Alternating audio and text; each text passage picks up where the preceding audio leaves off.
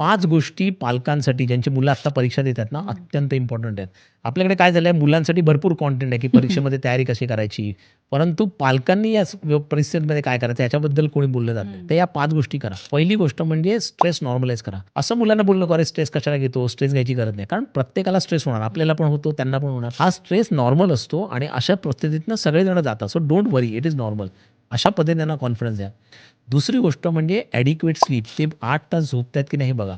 मुलं 2 तास झोपतात, 3 तास झोपतात, रात्रभर जागून अभ्यास करतात. ही पद्धत चांगली नाही. ह्याच्यामुळे त्यांचं मेमोरायझेशनवरती अफेक्ट होतो आणि जे केलेलं आहे ते पण त्यांना ऐनवेळी परीक्षेला आठवणार नाही. तिसरी महत्त्वाची गोष्ट म्हणजे तुम्ही कॉम्पिटिशन अव्हॉइड करा. अरे या मुलाचा किती अभ्यास झालाय, ह्याला जास्त मार्क मिळाले ते मागच्या वेळी, त्याच्याबरोबर झालंय का?